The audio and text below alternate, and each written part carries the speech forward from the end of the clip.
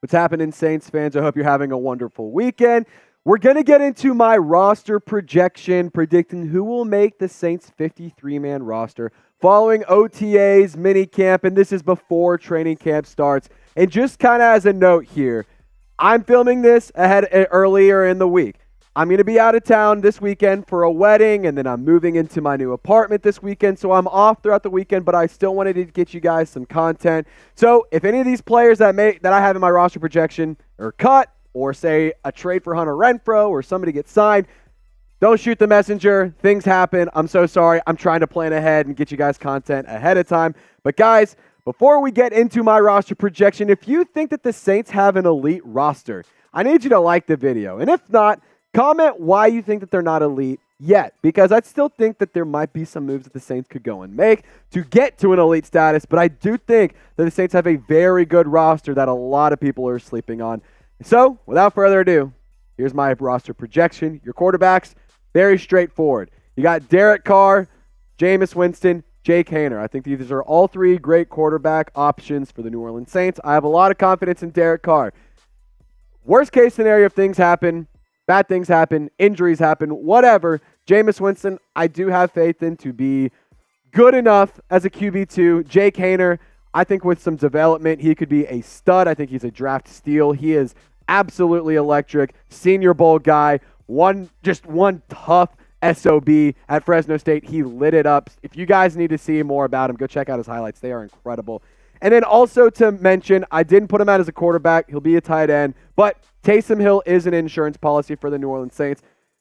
I mean, I guess absolute worst case scenario, Taysom Hill is your quarterback one. So that's just to keep you, or something to keep in mind. Taysom Hill will be a insurance policy for the quarterback position, but let's move on to the running backs and fullbacks.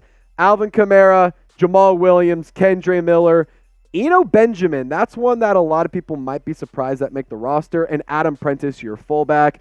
So Alvin Kamara's suspension is still up in the air. We don't know exactly what a suspension would look like. We don't know exactly what that punishment will look like if he is to get suspended. My guess is it's anywhere from 4 to 6 games. So that's something that's still in the air. I think that the Saints keep that in mind, and they keep Eno Benjamin, not just because you need that extra guy, and I don't think you need it, but just to have that extra insurance policy, if you will. He also has special teams value, so I think that the Saints might want to keep him around. Adam Prentice, he's your fullback. He's not going anywhere. But guys, before we keep this thing moving, subscribe for year-round coverage of the New Orleans Saints. I'm a diehard Saints fan. I've been bleeding black and gold since the day I touched the ground on planet Earth. And I want to hit 16,000 subscribers before the preseason game 1 against the Kansas City Chiefs. Help us out. Subscribe. We just passed 15,000 subs earlier this week, so shout out to all of the Who Dat Nation for making that happen. But we're not done here. We're keeping this thing moving, and we're keeping this sub train rolling. So hit that subscribe button and be the next subscriber here at Saints Now by Chat Sports.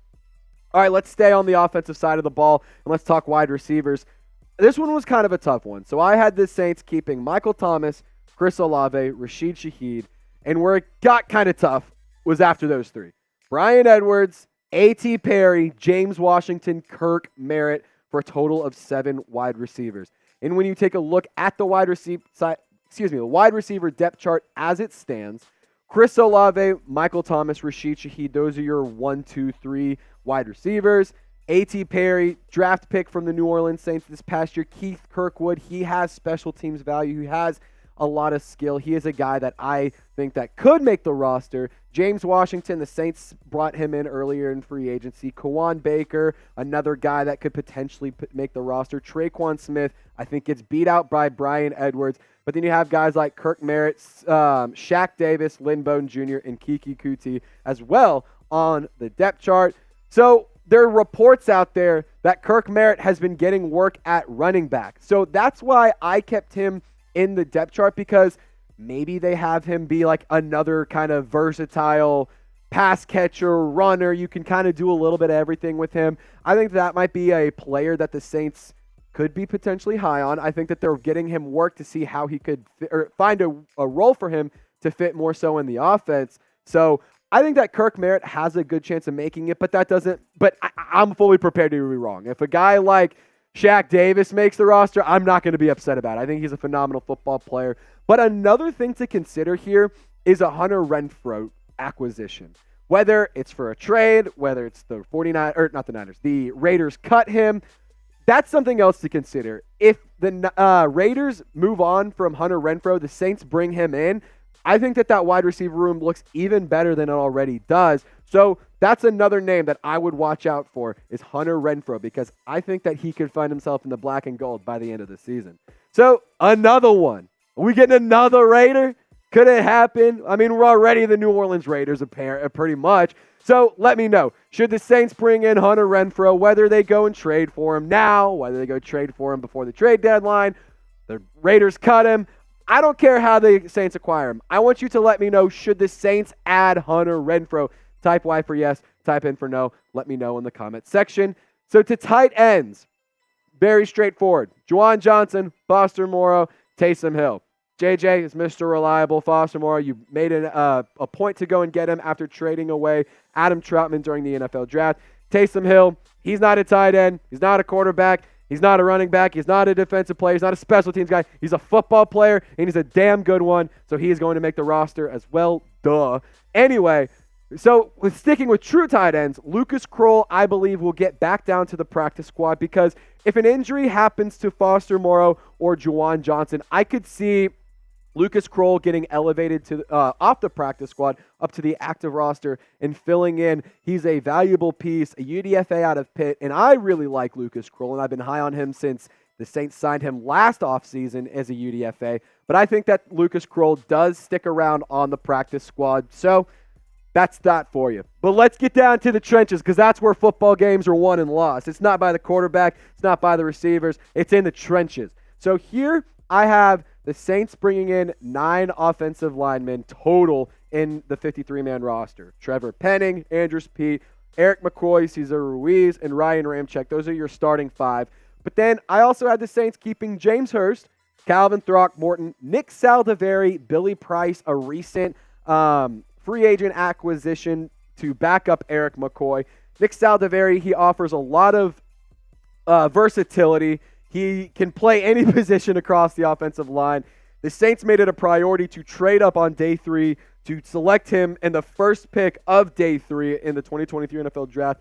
So I think that Nick Saldiveri is a player that definitely makes the roster alongside Billy Price, Calvin Throckmorton, and James Hurst, like I said earlier. But before we get to the defensive side of the ball, I want to ask you a question, guys.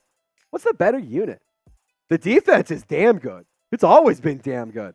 But the offense looks pretty good too. So I want you to let me know. Type O for offense, type D for defense. It's today's poll question. It'll be our pinned comment. So share your thoughts, sound off, and let me know what you think in the comment section. All right, sticking with the trenches, but on the opposite side of the ball. No question about it. Cameron Jordan making the roster. He is not only going to make the roster this year, he will find himself in the NFL Hall of Fame very soon. Nathan Shepard, an early free agency acquisition by the New Orleans Saints. Colin Saunders, another free agency acquisition signed early by the New Orleans Saints. He's a good run-stopping guy. He can take up a lot of space. He can take up multiple blocks. Carl Granderson, he's a solid defensive end opposite of Cameron Jordan, while Isaiah Foskey continues to develop. Tano Passanio, great rotational defensive end. Brian Brzee, your first-round pick at number 29 overall this season. He is a lock to make this roster. Isaiah Foskey, we know what kind of work that he's willing to put in. He is a workhorse. He loves the grind. He wanted to be a New Orleans Saint, and that's one of my favorite things about him.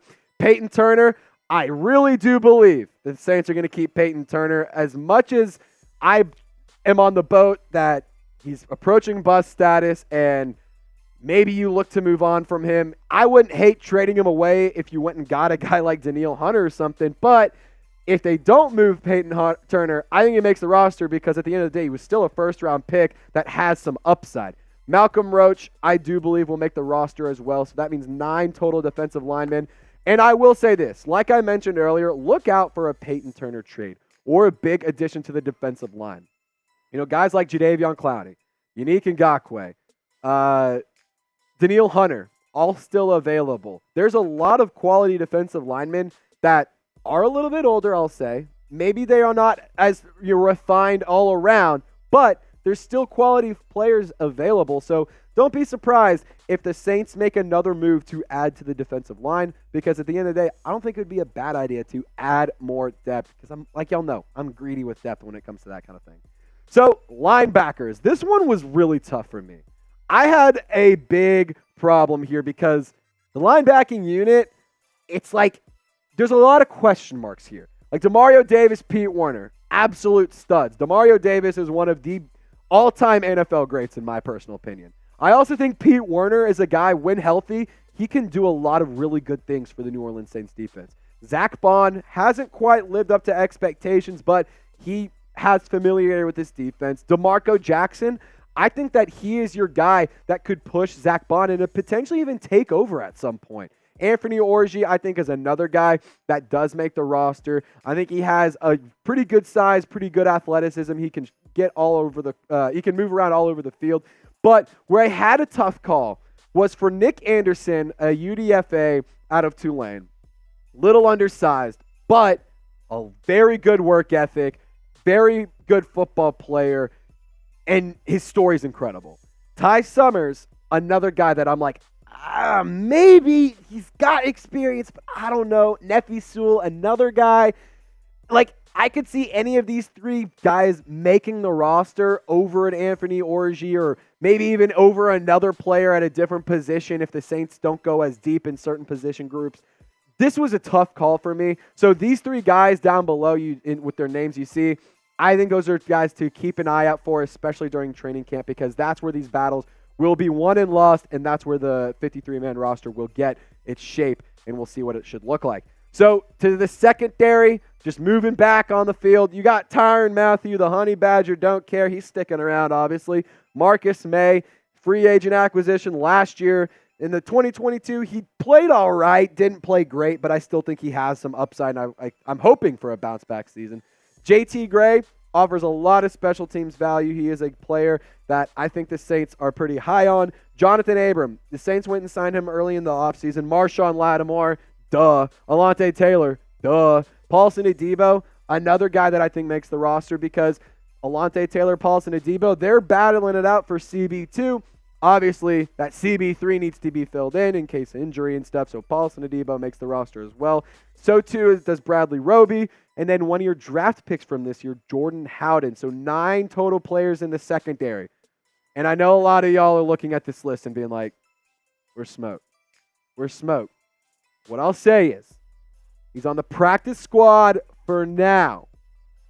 Depending on how training camp goes, depending on injuries, depending on how some of these things pan out, I think that Smoke Monday does have a very realistic chance to make the roster. If you go look at Saints social media, like the Saints Twitter page, they post about Smoke Monday. They talk about him. He's not a guy that is never referred to.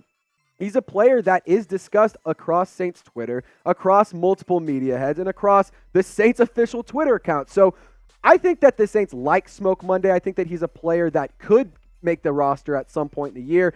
But for right now, I'm going to list him as a practice squad guy with the anticipation and with the hope that he does make the roster later in the season, because, I mean, I love Smoke Monday. Coolest name in football, am I right?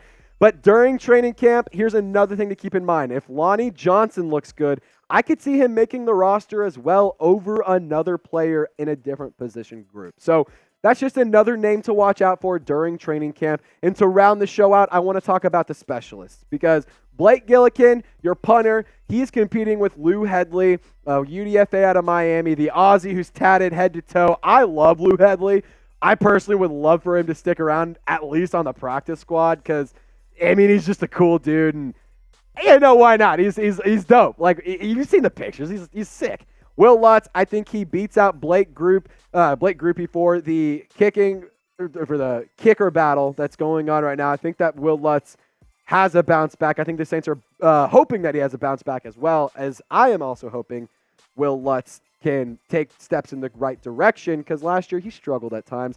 Long snapper, Zach Wood, that's not going to change. So you guys saw my roster projection. Get back to school. I know it's summer, but we're going back to school for some summer classes and for a summer quiz right here. Grade the Saints roster projection for me. Type in A, B, C, D, or F in the comment section. And as always, y'all stay golden. We'll catch you next time.